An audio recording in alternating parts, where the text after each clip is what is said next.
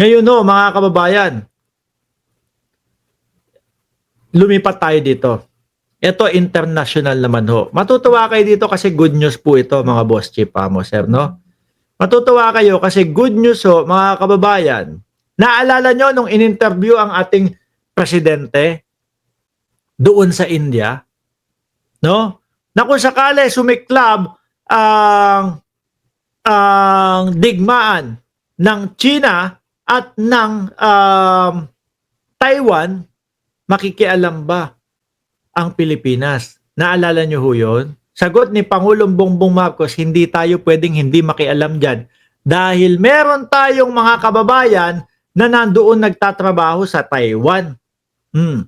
Meron tayong mga kababayan na kailangan agad-agad nating ilikas upang hindi madamay sa giyera ng Taiwan at ng China. Ngayon ho, mga bossing, ito. Good news ho ito. Tingnan nyo ho. Economic uncertainty. Papanoorin natin ha. Taiwan is eyeing stronger trade ties with the Philippines, setting a target of $7 billion a year as it seeks new growth markets amid global economic uncertainty. Focus areas include information and communications technology and green technology.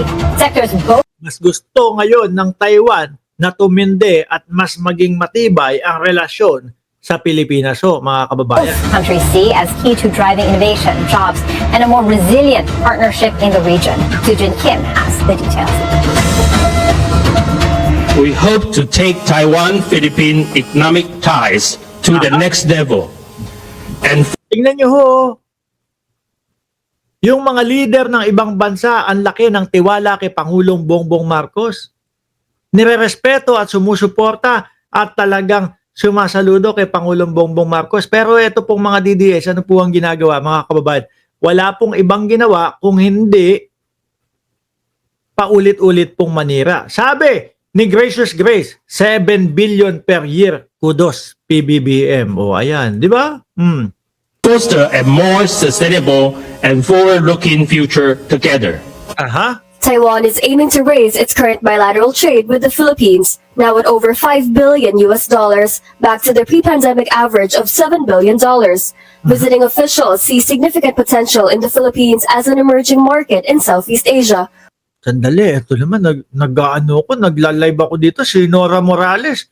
Naka-live tayo, tapos pa-shoutout. O yeah, shoutout sa iyo, Nora Morales. Oh, salamat sa iyong panonood. With a population of over 100 million. This is the market we cannot ignore and forget.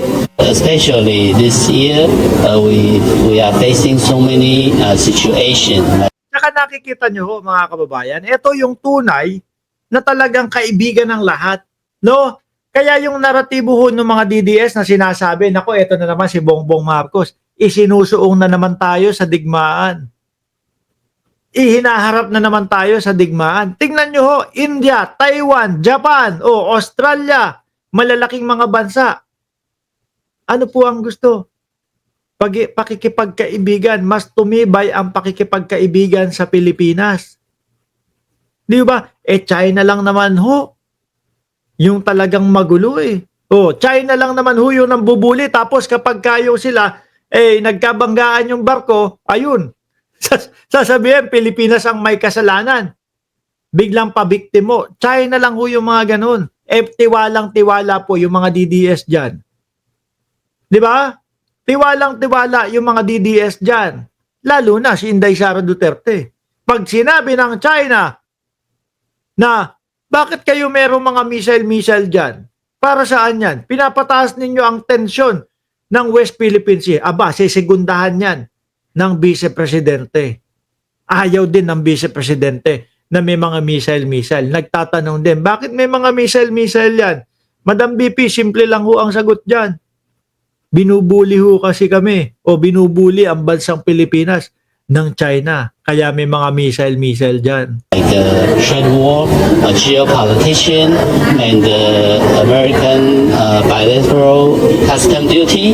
So we need to explore more and more markets which are full of potential, like Philippines.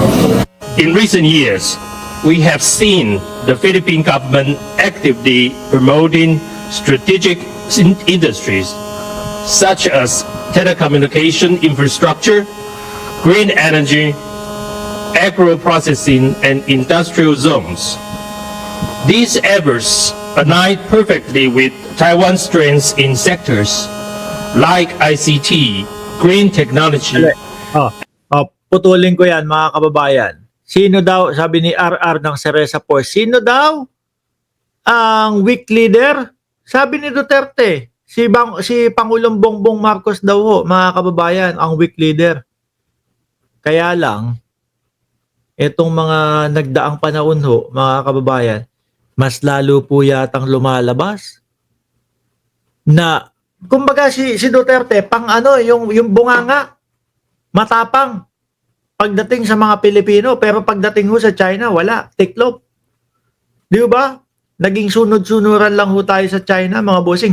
Kaya nga nagsikapalan ng mukha niyang mga yan ng China Dahil doon sa mga sinasabi ng dating Pangulong Duterte, tubig lang naman yan. Bato-bato lang naman yan. Biruin mo, nakakalagpas na, pumapasok na sa teritoryo. Tubig lang naman yan. Boss, 1 kilometro pinasok. 1 kilometro, bato-bato lang naman yan Di ba? Kinabukasan, 3 kilometro, kinabukasan, umabot na ng Maynila. Kaya malalakas ang loob ng mga yan. Akala nila, kaya nilang daragin o kaya nilang bulihin ang Pilipinas pa din sa pamumuno ni Pangulong Bongbong Marcos. Di ba? Tingnan niyo po yung mga nakaka-appreciate sa ating Pangulo at sa ating bayan. Sabi ni RR Ceresa Force, pang-entertainment lang si Digong, dapat nag-artist. Gustong-gusto ng mga DDS yan. Di ba? Pag yan, nagmura, sabi nga ni Mayet, bunga nga lang malakas pero mahina ang utang. Pag yan nagmura, pag nag-PI ka, palakpakan ng mga DDS. Di ba? Pag minura ang Diyos, naku po.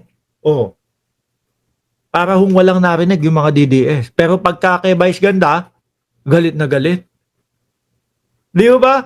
Eto mga kababayan, yung lagi nilang kinakampihan na bansa, yung China, tingnan nyo po ang naratibo ngayon mga kababayan. China Coast Guard vessel 3. Ayan, naalala nyo ho? Yung nagbanggaan, yung 2 barko ng China, ang mga loko, pinagbabayad ang Pilipinas kasi daw ho, nagkabanggaan yung 2 barko nila at ang may kasalanan daw ho, mga bossing, alam nyo kung sino? Pilipinas daw ho. Pilipinas daw po. Anak ng tipaklong yan. Basahin nyo, pinagbabayad ang Pilipinas. Makakapal ang mukha.